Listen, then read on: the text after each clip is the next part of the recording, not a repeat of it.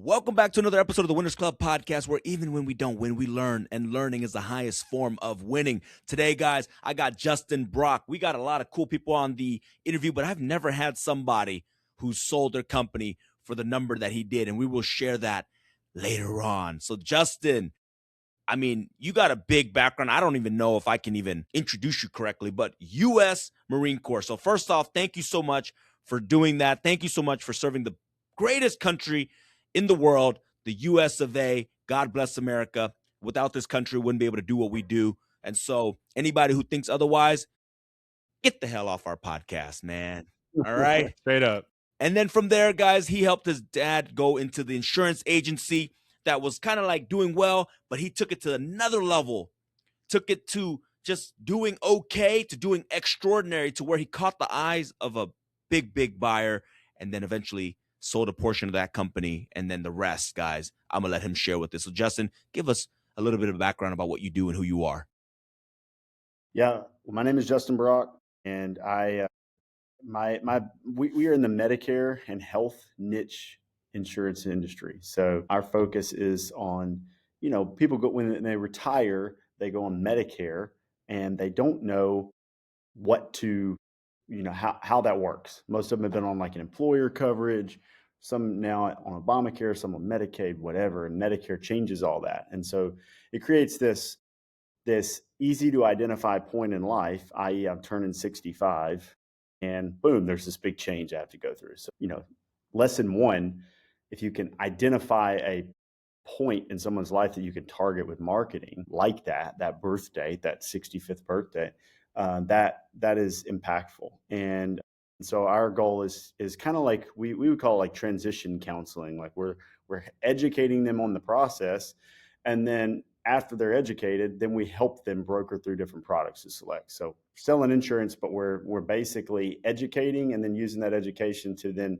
build rapport. And then once they are like, hey, I like these guys, then they want to use us to select the products that they ultimately have to get to avoid penalties with their Medicare. So then there's the under 65 health market, and we cross sell a lot of life insurance as well. What's different about us than the typical insurance agency is, when I came into the business, my dad was what we call a successful independent agent. So he was an agent that started off in this niche when I was younger. 18, I wanted to go in the Marine Corps. I didn't want to do insurance. I was like, that's boring. Had a couple of kids, realized, okay, maybe insurance is okay. The Marine Corps is not a great place to raise a family necessarily. So I get out. He's probably making a couple $100,000 a year selling insurance, and I'm like, well, I'm gonna try that, because if I could make that much money, I'd be set. And so when I started, he was doing it very old school. He was door to door, calling out of the phone book, and that's the way I started, because that's all I knew. And he was trying to show me the ropes the way he was doing it. And as I was doing that, I kept thinking there's got to be a better way. I started listening to podcasts.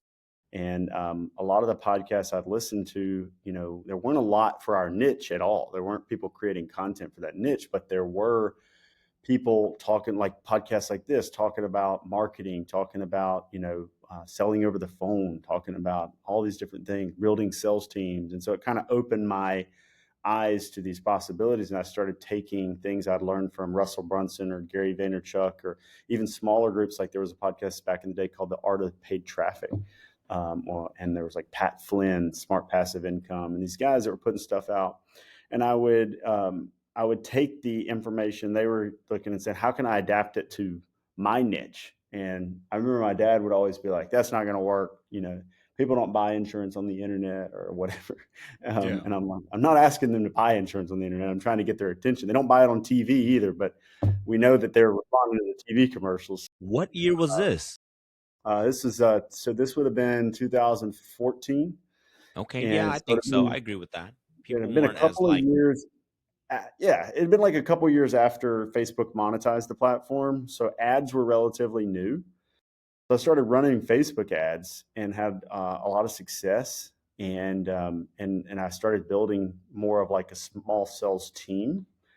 And it just was growing. And the crazy thing is, you don't really know. It's not like when we were selling the business later on, like you start thinking about what a business is worth later on. I wasn't thinking about what a business is worth. I was trying to up my income, And so like as we're building the sales team, once at one point I got to probably, 500,000 a year in income. And I thought, man, I have arrived, and then I would go on a vacation or I'd go to a conference and I'd get around somebody that was the next level. And it would be like, oh, okay, that's where you got to get. And so anyway, eventually I got around a guy who had sold his business in our space. And I did it. I was winning incentive trips with insurance carriers, and I'd get around other people that were winning these incentive trips. But when you go, there was like a cascade system. There was the people that won it on personal production, and then there's the people that want it on agency production. And those qualifications are different. So an agency might have to write 10 or 20 times as much as an individual to win. But those agencies owners were making more money because they had more agents working with them, right? And so I met this guy, and he had like 50 agents in what we would now call a call center. And he had sold his business for about 50 million. And I was like, people buy businesses for that. It's crazy. I'd never even thought about it. I'd never thought about selling a business. I was just a dumb Marine. My dad was in, street to house to house insurance agent. And so we're just piecing it together one step at a time. Sometime around then, I started creating content for agents and trying to document the process. And it ended up being a big linchpin for us because there were a lot of agents that wanted to replicate what we were doing on Facebook. And so then we were able to start building a value proposition for agents and recruit more 1099 agents. So the agents I'd been building were employees. So they were on salary and then plus commission.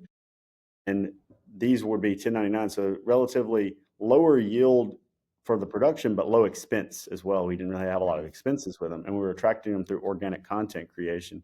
And it just kind of blew up. And over several years of growing that online agent brand and then building our direct to consumer sales operation through mostly Facebook ads and some other campaigns, our EBITDA just got higher and higher. And the industry was in a point where the EBITDA multiple, if people that don't know what that means, you have EBITDA as earnings before interest, taxes, depreciation, and amortization. It's basically similar to like net revenue, but a lot of big platform companies or private equity firms buy businesses based on a multiple of earnings, and ours was getting looked at 10x plus a 1x earnout. So it was like a 11 times earnings. And so you started looking at that, and you're looking at what you get up to where you have a $6.3 million in EBITDA, and they're offering you that. So that question guys, you asked, I'm a simplify it a little bit. So if you have a $1 million EBITDA, private equity will offer 10 times your EBITDA. So if you're doing $1 million a year, they will give you a sales price of $10 million. And so that's how it works. And that's why some people build for cash flow, and then some people build to exit. Cash flow is great. Cash flow will pay the bills. But if you do it correctly and you get a little bit of both, that exit, when you're looking to retire, it's $10 million one time. Now, taxes, insurance, and all that stuff is going to take their cut. 10 million is nicer than one.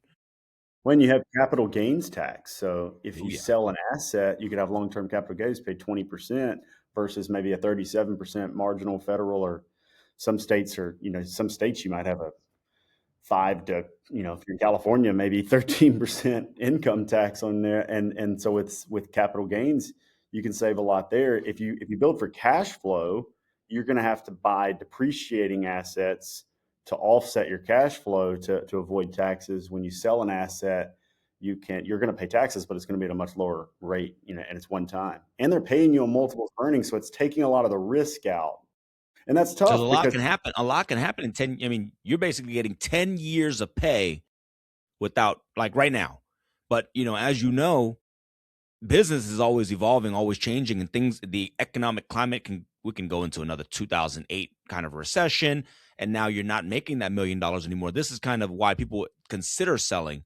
And, because people are like, well, if you're making $1 million or $6 million a year, screw that. I want to keep making $6 million. But it can be, 6 million can become 5, 4, 3, 2, 1 million if you don't run it correctly. But I think in the insurance industry, it's a little bit more stable than that. Would you say that? It is, other than the fact that, I mean, it's weird because like I would be somebody that would say it's extremely stable, but when you're facing that kind of a payday, you start to be like, okay, how stable do I believe it is? Like, because it gets psychological because you start thinking like, hey, I feel like a winner and a survivor when their backs against the wall, they can believe in everything. But when you're facing that check, your back is not against the wall anymore. You're saying, hey, here's the way out. This is the Yeah. solution. And you're sitting there thinking, okay, how much do I really believe what I'm saying? Yeah. Because I could make sure that I lock in this level of success. What I did is I tried to play both sides. We did a 51-49 deal. So I sold 51% of the company and maintained 49. They offered to buy 70%. I actually had a group before that offered to buy 100%. But I really do believe in the upside of what we were doing. And so, but I wanted to make sure that, if just everything crazy happened, or as much, all the stars didn't align, that my family wasn't having to like regress backwards in, lifestyle and things like that. So, and We're so gonna that's why take it back a little bit because now we're going too far ahead. I don't think we're getting to the meat of it. We're getting too juicy. It's I don't good want to. stuff. Good I don't stuff, want to though. give it to them. But let me tell you this. Before I forget this question, because I want to ask you, what did you sell your company for, or what was the value that they gave you? it was 70 million. Okay, guys, okay. That's $70 million, and he sold 51% of it. So you cleared what, 36 million, 37 million, something like that. Yeah, had I had a just have a had a decent tax bill, yeah. but yeah, it was we did pretty well, and that was, my advice to anybody that's ever selling one is make sure that the first amount you get is enough to, if everything else went wrong, you'd be okay. And that's different for everybody, because I mean, if somebody's flying private planes and Mhm. chartering yachts, that's a different person than somebody that's, living in a $300,000 or $400,000 house and vacationing in Destin once a year. There's different lifestyles, right? So Okay, so Justin, you got to walk me through this because I don't know what your lifestyle was at the time of selling the company. I don't know if you had the private jets or anything like that, but you came from a Marine Corps background, right? Walk me through that because I mean, you were probably making $30,000 a year, $40,000 a year, right? How did you find the motivation to keep going now that you have multiple millions of dollars in your account? Like, yes, I mean, so that post deal, there's like psychology to it. So, at first you feel frugal a little bit because a lot of your cash flow just got dried up, and you're having to invest money, and you've never really invested money. We've invested in our business, but we're not investors. You know what I mean? Like, and so you have to start. So it kind of set me out on a journey to learn about cash, like being the investor and not the operator, because I'm used to being the operator. So, for a little bit though, I will say, like, I would say I was demotivated, but not. It wasn't like I have money, I don't need to do anything. I don't think I ever felt like that. I felt like, what now? What's the next? Like, oh, there's this big thing, this satisfying like thing that you did, and now what? What am I going to get hooked into again? And so for me, I did the 49% retained equity, and so after about 9 to 12 months after that deal, I was getting quarterly distributions coming, and I started realizing that our growth curve, it was, I felt like we were 2 years away from my distributions at 49% being as much as I was making off of the full 100%, before the sale anyway. So I looked at out and I was like, there's a path for me to make just as much and then grow past that. Plus, we have put call options where they'll give us bonus exit multiples on our retained equity if we hit certain growth targets. So they do some things to help you get motivated, but it still took me a minute to get remotivated. But I would actually say that I'm more motivated in the business now than I was before. So it just took a while, and I don't really know how to explain it other than, you start dealing with, now you have investors, so you have a different layer of things that you're having to deal with. And for a little while that pissed me off. Like, it was annoying, especially the accounting side of it, until I learned some of the accounting adjustments and I started to understand that they were not trying to screw me. They were like, they're invested in it too, because the way these platforms work, by the way, is like, if they buy me at 10x, they're trading my EBITDA at 16, 17, 18x. So if my EBITDA grows, their investment grows. And so if I own 49% of the company, and they're incentivized to make my 49% pay me more, because that means their 51% is worth more, and they're arbitraging it too. So you're aligned in your interest in the company for the most part. So once I got kind of used to that and stuff, and I started really locking back in, kind of found my purpose straight in the business. For a little while, I was thinking about, oh, am I going to move somewhere? Am I going to get into this or that? And I don't know why I felt that way, but it's just a distraction. Like now, I wanted to come back and lock in and just scale, and that's what we've done. We in our first year, we grew the net revenue 50.72%, which was our biggest individual growth year in a long time. And then this year, like, our leading indicator is that we'll grow another 50% this year. So we're Wow. we'll wrap up our second full year post deal with them in March. So we're only a few months I away. have so many questions for you. So from 2014 was when you jumped in. What year did you end up selling? I sold in 2024, March 2024. 10 years. 10 years. Wow. That's fast. Or at least to me, that's super fast. I don't know about what industry standard is, but that is fast. I think it was it was I benefited from not planning on selling a business, like not even knowing what that meant early on. And I think some people benefited from not being a business savant, in that you're just focusing on what's in front of you. Okay, I need to sell more. All right, now I need to market more. Now I need to build a sales team. Now I need some tech that reduces the friction on the sale and the time wasted. And now I need more agents. Now I need to build a separate vertical for, scale horizontally or vertically Mm. integrate certain things. And like, you're just doing it like one step at a time. And then eventually it's like, oh, okay, now I can start thinking about what the value of my business is.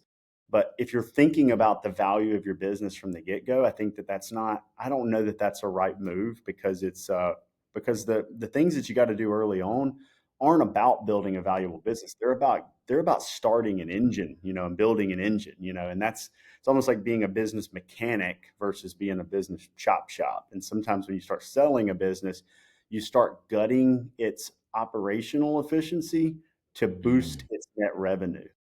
And thankfully, we never did that. Like when we sold, we had never really had like a year where we were like really taking our foot off the gas and trying to like let the net revenue balloon, which is what some people do. Like they posture for a sale, so they scale, scale, scale, and then they cut expenses and let the net revenue get big. Yeah.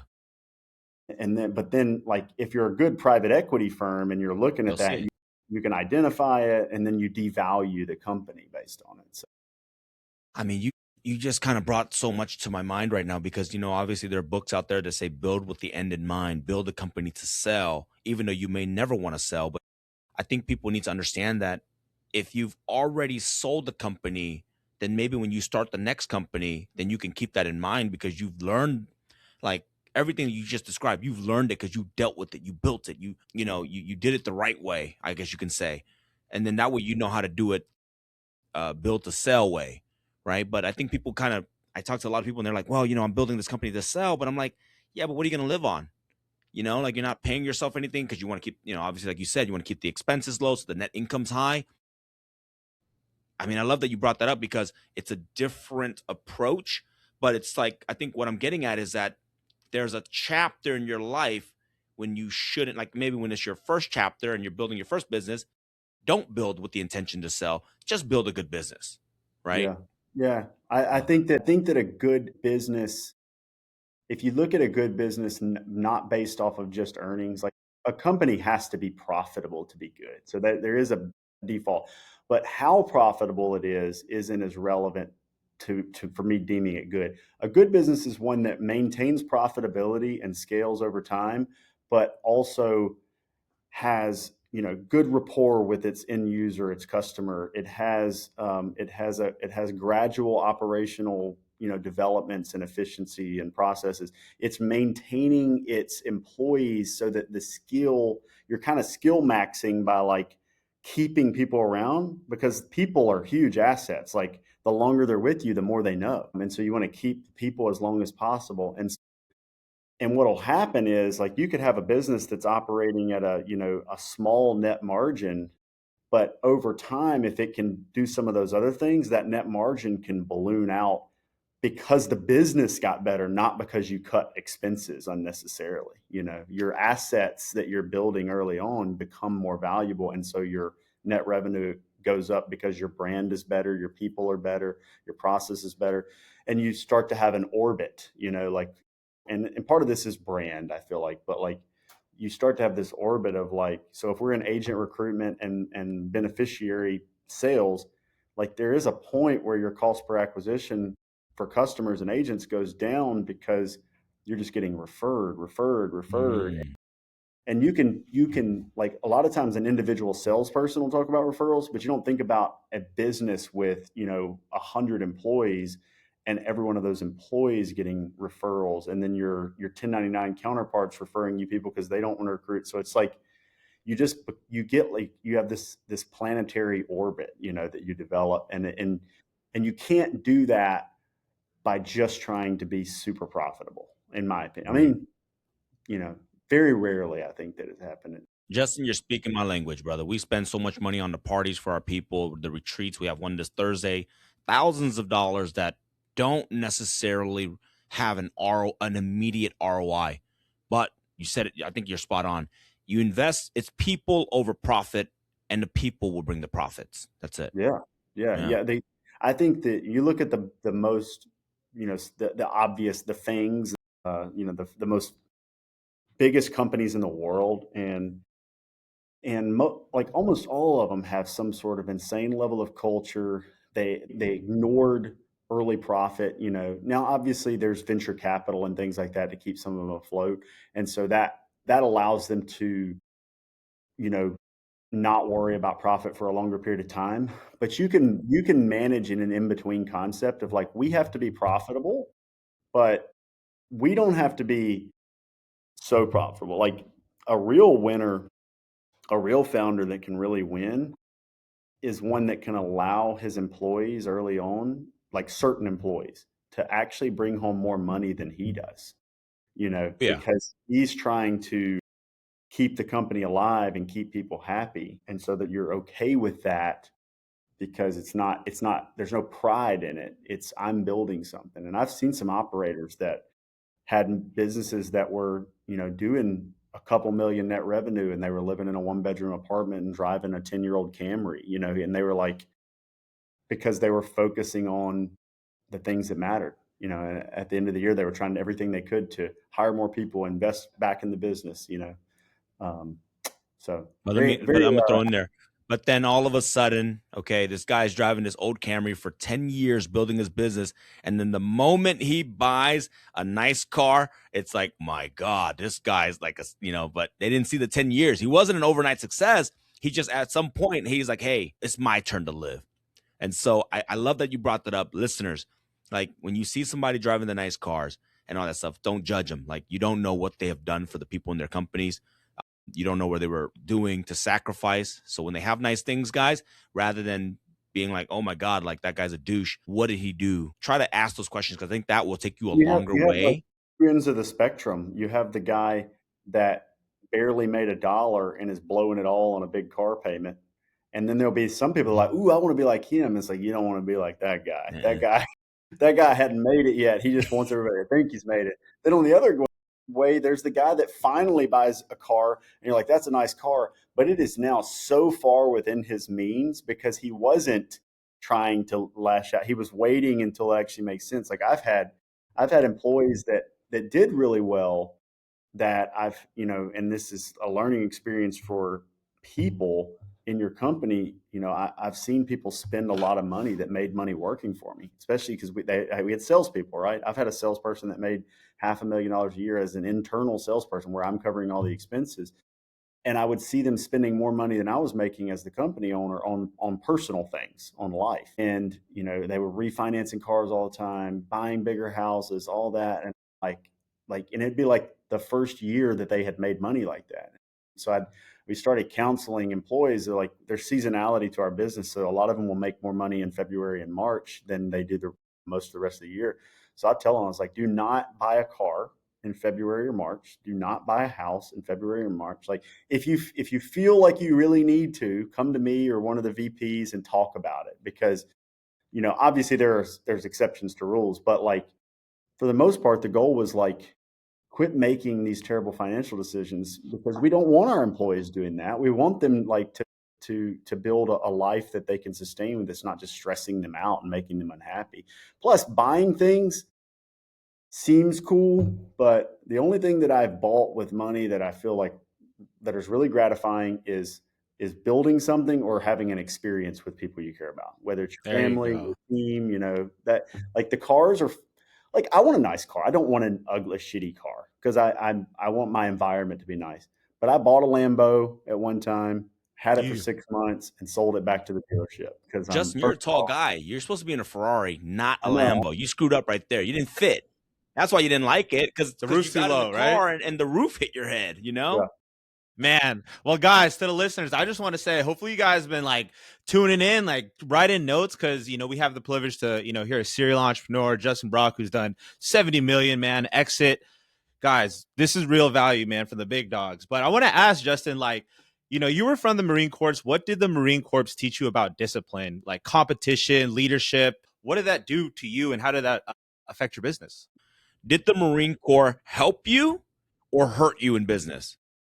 I do like the way that's worded. I would say it helped me, in that, a couple ways. Like, first of all, when I was coming out of high school, I didn't know what I wanted to do, and the Marine Corps gave me a path to learn how to talk to a lot of different people, travel the world, you deal with bosses that you didn't like, and and you had to deal with them. You couldn't just quit, like, oh, I don't like this job, so I quit.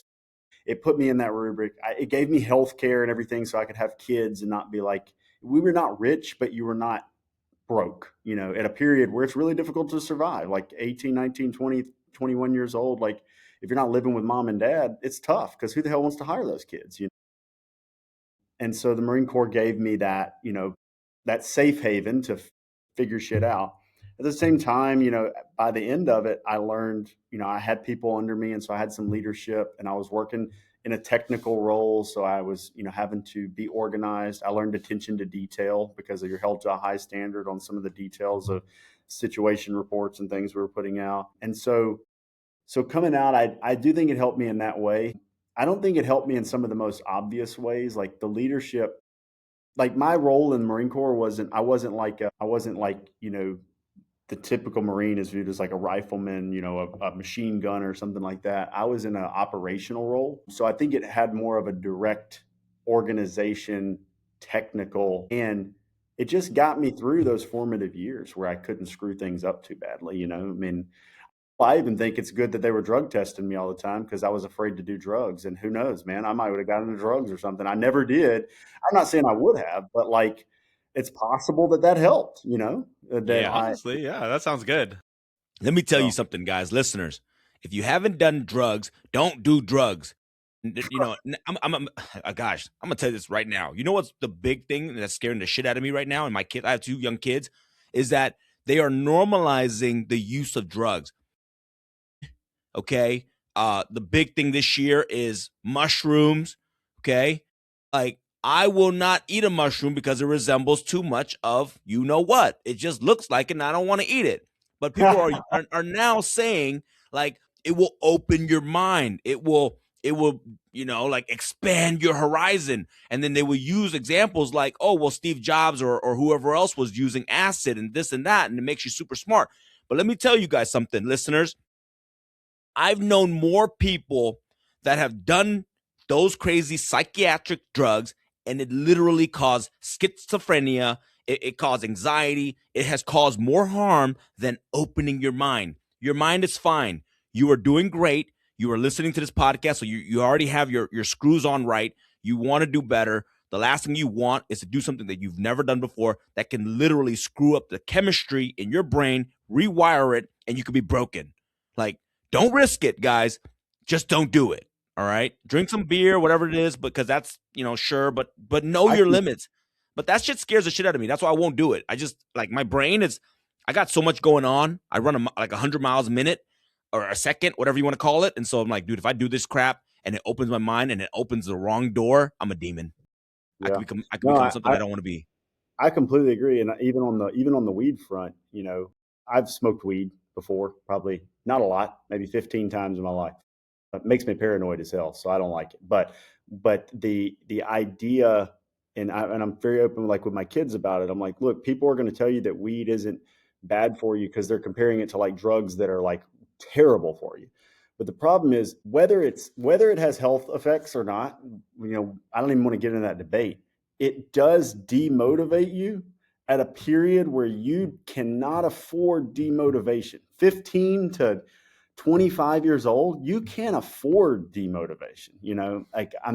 I had a brother that, I got into the industry finally in his late 20s, but he was smoking weed all the time. It was a huge waste of time. Thankfully, he turned around, and is doing better, and does really well now. But, I used to try to tell him, like when I started doing okay, like when I was, got to maybe making 250,000 a year, and, he thought I was a baller, but I would try to tell him like, you got to quit smoking weed and you need to do this. And he was just kind of zonked. I mean, they'd smoke weed all day. They'd work, smoke weed, work, smoke weed. But it was always like manufacturing jobs or whatever. Yeah. And then finally, he used to tell me, he said, you didn't, not everybody wants to be you. Not everybody wants to make money like that. And I'm like, Yeah. that is such a fucking cop out, dude. Cause like, I'm not saying everybody wants to be rich. That's whatever, we can argue about that all day long, but everybody needs to make a certain amount of money, and it ain't fucking $10 an hour. I can tell you that. So for sure. I like that, man. I mean, I think most common thing about drugs is like it is escapism, right? Like no matter what it is, I mean, you could say maybe you don't want to be a baller like Justin, a baller like Brian, but you definitely don't like your life. That's why you're smoking weed or you're altering your shit to, feel good. So guys, don't do that, guys. If you want success, you want something better in your life, go towards that. I don't know why you would go to weed or drugs, but best high is accomplishing something. Let's go 100%. When you accomplish, and it can be fitness related, it could be business, and it's small wins. It's not like the grand, it's not the exit, it's not the I won Mr. Olympia, whatever. It's just like, I did 20 pull-ups, or I made, 100,000, or whatever. It's the small wins. And we, in our business now, we KPI everything. And so like, and I tell people like, one thing I'm trying to figure out right now is how do I KPI employee happiness? Because if I can like get to where that's my goal, is like, because first of all, I think they're very happy, but like I wish I could report on it. Like, this is how happy my employees are. I'm going to get them this happy, and you 40% to 45. Yeah, it's just you're trying to win. You're trying to like. I want progress. And weed takes that shit away from you, dude. And alcohol's worse too. I'm not. One time I made a video about this like years and years ago, and basically I was ranting about how I didn't like weed, and it gets 50-50 comment traction on YouTube still to this day. I think the video is called like "Weed is for Losers" or "Weed is Stupid" or something like that. But it's so funny that people will be like, he doesn't even mention alcohol. Like, the reason I go on the tangent like Brian went on weed is because weed is normalized. Maybe some people are normalizing alcohol. I am not normalizing alcohol. I think some people can manage to drink a couple of drinks a week, and some people are raging alcoholics, and people have to know where they are on that. And I don't drink very often at all. Like, if I go on vacation, I'll have a little champagne. That's about it. So I'm not advocating for drinking. I'm just saying 15-year-olds being told weed isn't bad sucks, because when they start smoking weed, they lose formative years of their life while their brain's developing, and they lose the respect of their peers and the people that would be hiring them. So it's detrimental in that way. Guys, take it how you want it, but you heard it from me. and you heard it from Justin. Don't Yeah. do it. I mean, Don't do just droga. limit it. At least limit it, please. Just don't show to work high. Trust All me. You right. think you can operate? I can tell. Like your brain is so much slower. Like when they do drugs, I'm like, there's no way in business, and this is a business podcast. There's no way you're going to beat me or Justin if you're smoking weed, because I know for a fact there's a delay when you're trying to think. There's a delay when you try to speak. I'm like, you're not going to beat us. And I'm not saying you have to, but life is a competition. If you're going out there and you're in sales, that other salesperson who's not smoking weed is going to probably dominate you, because he can go out there, he can answer the question, he can handle the objections, he can get them to from the top of the sales funnel down to the bottom, make that sale while you're still up top thinking like, because you're high on life, and you're up top, you're. And obsession has momentum. So, like I'm a big Grant Cardone guy. Hate him or love him. Be Obsessed or Be Average is a great book. And he talks about, getting absolutely obsessed with something. And that book was big for me early on. It kept me motivated, but or it fed my motivation desire. Right. And obsession requires momentum. And if you break momentum, and to me, weed will break obsession momentum, because I've smoked weed, so I know the effect that it has on me. For me, and I think for a lot of people that aren't willing to admit it, it either demotivates you, zonks you out, or makes you paranoid, or all three. And any of those feelings is going to take you out of that obsession. And what's the obsession good for? The obsession is good because 24 hours a day, or every waking moment of my life, I am thinking about how to improve something. And if I'm taking all this downtime, the only downtime I need is sleep. Sleep. Most of you just need sleep and water and some protein, and you're smoking weed, and they'll convince themselves that they need this shit to like unplug. And it's like, you just need to get some fucking sleep and Mhm. then go back to work. Guys, I mean, I at love least it. at least if you're a man. Love it. I love it, guys. Well, obviously, we talked a lot of topics, but I do want to touch on this because, you've done a lot. You've built an amazing community. I want to ask you, Justin, just personally, when it comes to like marketing and growing a big community like that, like what's your like number one rule for that growth in a marketing perspective?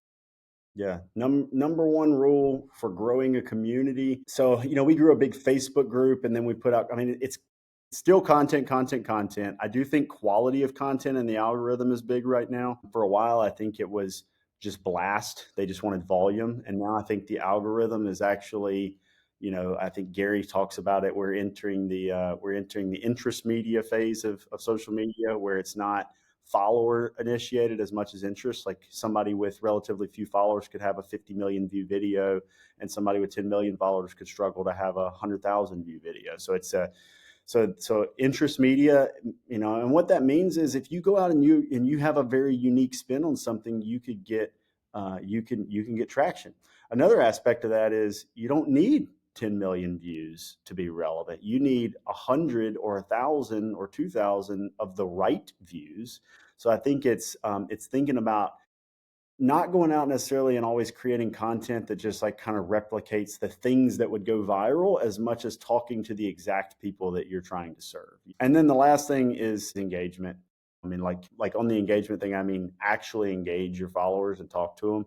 I mean, I would obsessively, when we were building our Facebook group now, which it was a huge part of our early stuff, was 18,200 insurance agents in there, and it's Wow. pretty much all organically grown, but it came from commenting and DMing and inviting people and like actually doing the legwork, Mm, and obsessively. Like my wife would wake up and look over, and it's 2 a.m, and I'm over there like finding people with the right job descriptions on LinkedIn to invite them to a Facebook group, yeah. and Yeah, for like, sure. and it's like you think like, it's stupid now. Like, do I want to do that now? No. But that's my ignorance is bliss. Is sometimes the road is navigatable because you don't know Mhm. how long it is. Yeah. Sometimes it's like that natural excitement and just that natural like empathy. Like it kind of does go a long way. Like, especially like you said, like if you're just commenting, like, just one person can make a big difference, right? And that one When I person could heard your buy in. story, I thought of a good mentor friend of mine, Pace Morby. I don't know if you know Pace, but he's a very big in the real estate community. He teaches people how to do subject to. and he is a freaking rock star right now. He's on a tour bus touring 100 cities in 100 days. But when he was getting started, he went to every event, he shook every hand, and he just made everyone feel heard and connected. And then eventually, I think one year he was on the road 220 something days out of the year doing just that, touring, attending events, talking, shaking hands. And then now you wonder why he has millions of followers across all his platforms. And every city he shows up in, he freaking draws a crowd. But it's because he did the work. And so, I think people love to use social media as like a way of scaling and getting hundreds of thousands of views. But let's not forget what social media is all about. It's about connections. And the better that you can get at connecting and getting people to feel heard and feel known, like, I think that's how you win. Would you agree, Justin? Yeah, actually, that kind of reminds me of Patrick Bet David had told us a story one time about when he was growing the insurance side. He would go, he would like this, they have this big online following, but a lot of the early online following was fueled out of physical local events. And he was, at first, he was going to all the metros, metropolitan areas, Houston and Dallas and Chicago and Miami, and they were doing events. And eventually he realized, like, I can compete for the cities that people won't go to, and he started going down to the 100,000 person and 150,000 person cities and like doing these physical meetups, and it organically grew the following. So people don't they're like, he went viral and that's how he got it, is lucky. No, it was like hundreds and hundreds of physical events, and you piece it together. And then maybe somebody's seen your content, but now they see you in person, like, I'm going to follow him because now he's real. It's not just a talking head anymore. So Hell, yeah, with AI going on, I don't know what's real anymore. that's right. And so the only way that you're gonna know it's real is you come to the event and it's the same face, guys. That AI stuff is scary because honestly, you keep like I tell people they keep using AI, and my biggest pet peeve is I'm like, dude, the AI looks 10 times better than you. So when I actually meet you in person, that's gonna scare the shit out of me. You know Yep. what I mean? So stop, Yep. listeners, stop trying to hide behind AI and actually just be the face of the company and be the face of your social media. Because man, if I swear to God, if I see this beautiful person and I see you in person, I'm not even gonna want to talk to you because I'm like, is that him? Or Yeah. her? You just come off lazy and insecure, Seen some people put some AI stuff out, even in our industry, of themselves that is not just slightly favorable, but absolutely makes them look like a different human being. Yeah. Oh, we're having a great podcast, but I want to ask Justin, so we talked about getting people into the community, but I want to talk about inside. Inside, what is your secret to keeping those people happy, right? Is it like a culture thing? Is it like just blast them with like, here, I have everything to do here, like more lessons? Like, what is your secret to keeping those people happy?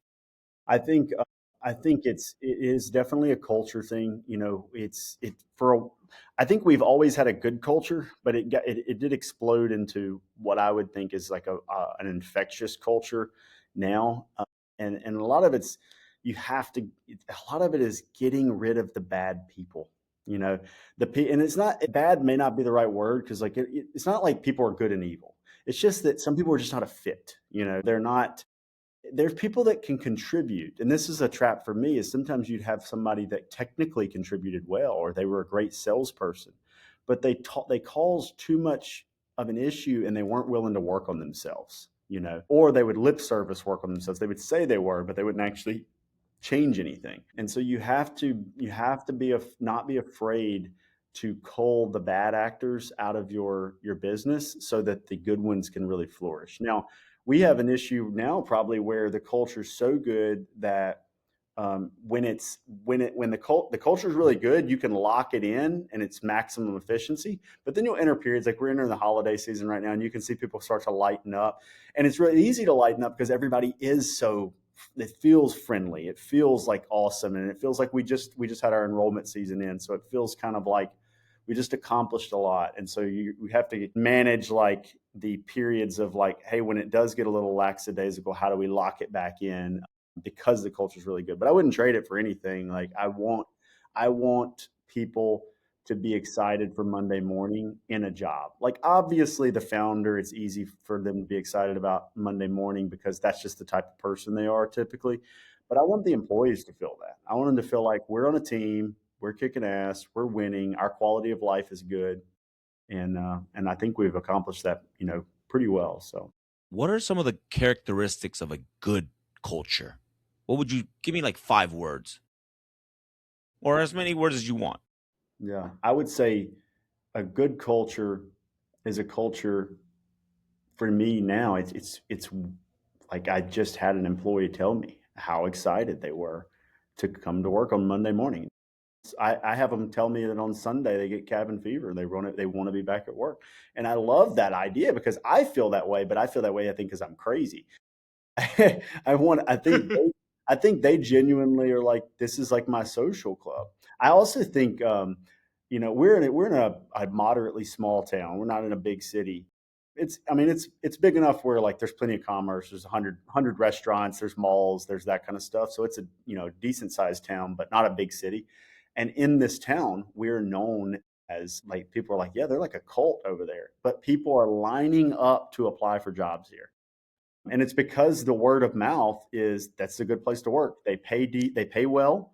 It's not like rich, but we pay well, and everybody's happy. And every time everybody's going around town, they're sporting the brand, they're bragging about their job, And so I don't know how to put that into a few words, but like a really good culture is infectious, and it becomes really like what you're most proud of. Like, obviously, it's hard not to chase a little money, like, it's that I'd be disingenuous to say like we're not all chasing, like, money becomes like a score factor. And there's different levels of luxury you can unlock at different levels of wealth. Don't let anybody fool you. But it becomes silly, because it becomes like, do you own the plane or do you charter the plane, or do you own the boat or do you charter the boat? Like, those are the things that start to change. Do I have multiple vacation homes? Like, that's where it changes at the top.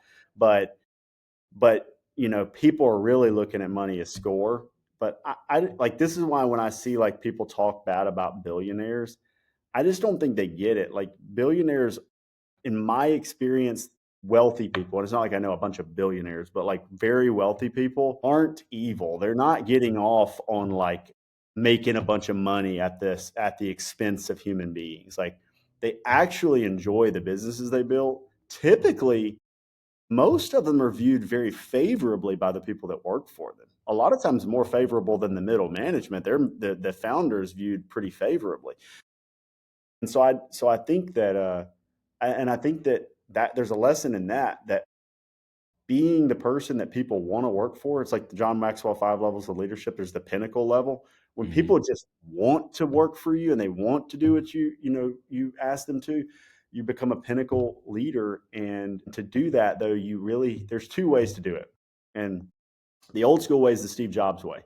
It's be so great and so highly sought after in your field that you could be a complete asshole and people are just like, yes, sir, may I have another? Because they just want Steve Jobs. They want to be there because you're Steve Jobs. Or you can be somebody who is so good to your people that they want to earn that. And the people that don't want to earn that when you're being that good to them, those are the people that don't belong in the culture. They're the culture killers. There'll be the people that want to suck out of the business, but they don't want to pour back into it. And then there'll be people that are, the reciprocity in them is that you've done so much for me that I'm going to do everything I can to deliver. And when you can attract those people, retain those people, and incentivize that's where the good culture, like, really, grows your business for you. What I got from that, and honestly, we've been speaking for about 50 minutes now, and I can probably sum up your culture, and you correct me if I'm wrong, but if I were to look at your culture just based on our conversation, I think the first thing to your culture is that you cast a big enough dream to where their dreams can come true too. Because you Yeah. could have stopped. When you got that $70 million sales price, you could have stopped and stepped away, been on a plane, and all your people in your community would have been like, well, damn, like, I guess that's where we should try to strive for. But you didn't. You came back because you knew, like, I'm going to grow this thing more. I'm going to make more people rich, more people, like, to get to my level. So that's the first thing. I feel like you, and you cast a big enough vision and a big enough dream to where their dreams can come true. That's the first. The second thing is I just feel like you care so much about people.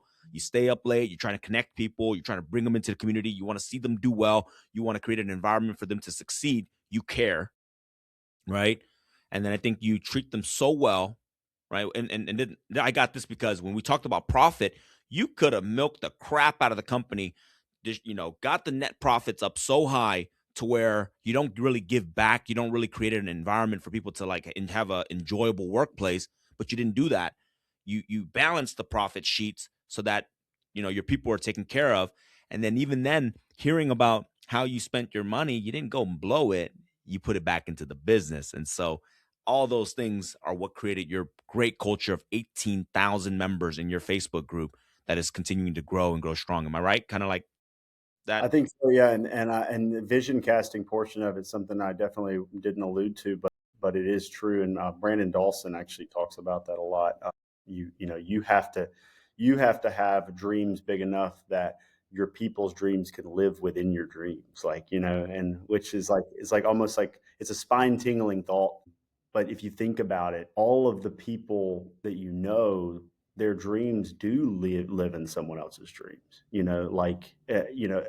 Other than a handful of people, like there's such a finite group of people who are casting big enough dreams for other people to live in it. But most of the time, your parents or the people that your friends, they have jobs, places. Their dreams do live in somebody else's dream, and sometimes they live in somebody's dream that sucks. So like it's like a We high call that a call. nightmare. Yeah, that's right. Yeah, sometimes they live in somebody's nightmare.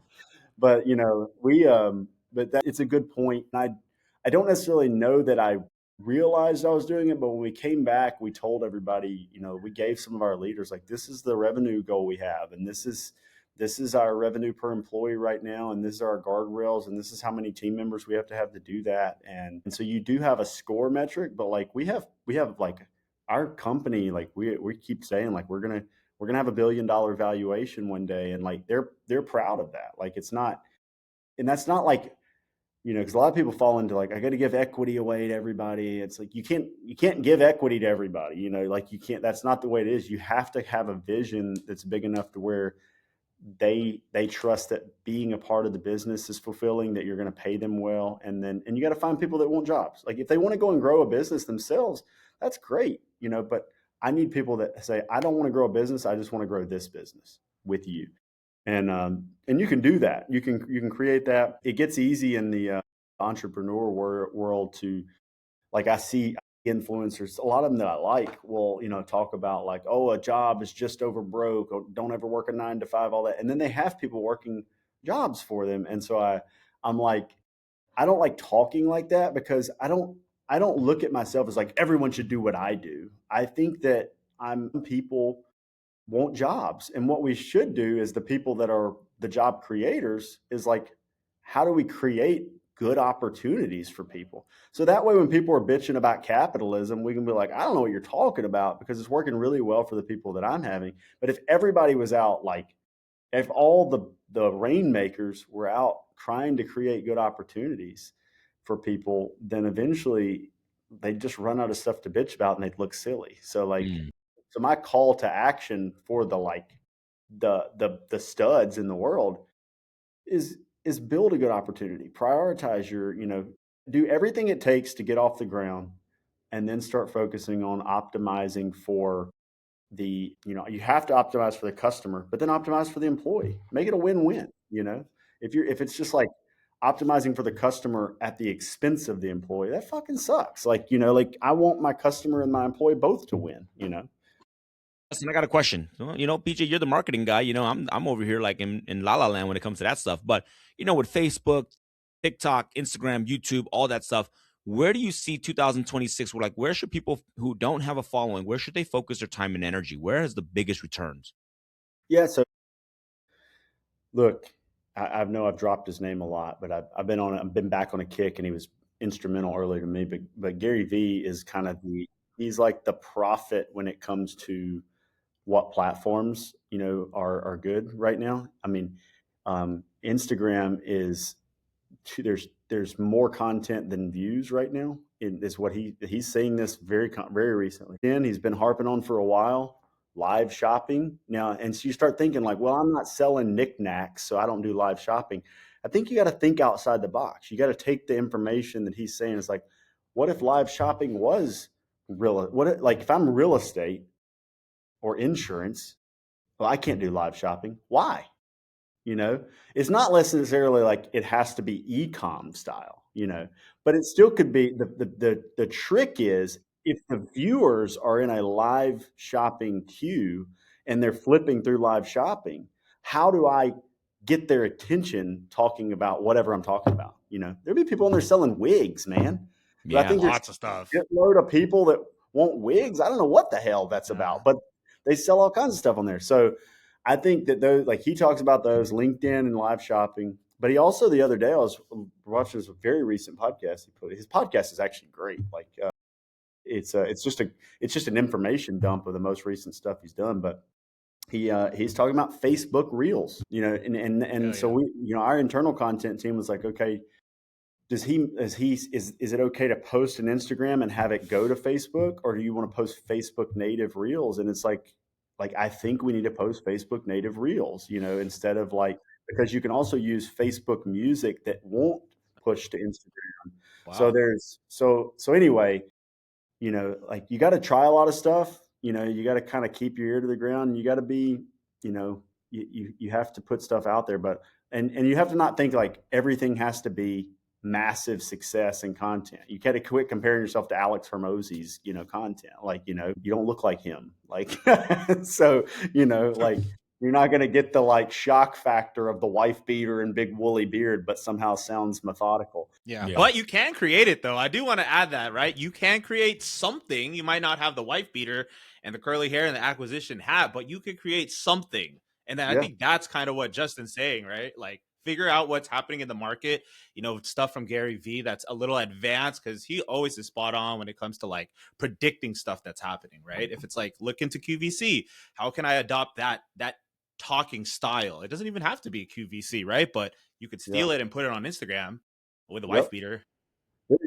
It's absolutely working. I do think long form YouTube has been neglected for a few years. So anytime you see something getting neglected by the biggest groups of content creators, I think a vacuum starts to emerge there, especially if it's a platform that's definitely not going anywhere. YouTube hasn't gone anywhere, but people on YouTube, so many people went to short form the past few years that, and there is a huge appetite for short form, and what people have benefited from is that people's appetite for short form explodes when they scroll faster now. It's like they're looking for the quicker and quicker and quicker dopamine hit, or the more and more specific content. So I'm not saying short form's dead. It's not dead because the viewers are there, but everybody's going short form. Long form on YouTube and then LinkedIn, I think for very specific niches is huge. I like that. Everyone's going left. All right. We started using LinkedIn, and then honestly, it's been very, very, it's been great because nobody's on it, but I think we're going heavier on LinkedIn. YouTube is a different animal. So I commend you so much for having the amount of subscribers you do and creating it. It's a lot more work, I feel like, to put out long form. But I also started to see that people are just starting to vlog, and not really vlog, but more raw. And they're doing extremely well. Because I think in the world where everything is so polished, they want to see the opposite. Because it's kind of okay, all right, we're done with this. Everything's starting to look the same. Oh, look at that one. That one looks like shit, but I kind of like it. Let's watch that. Yeah.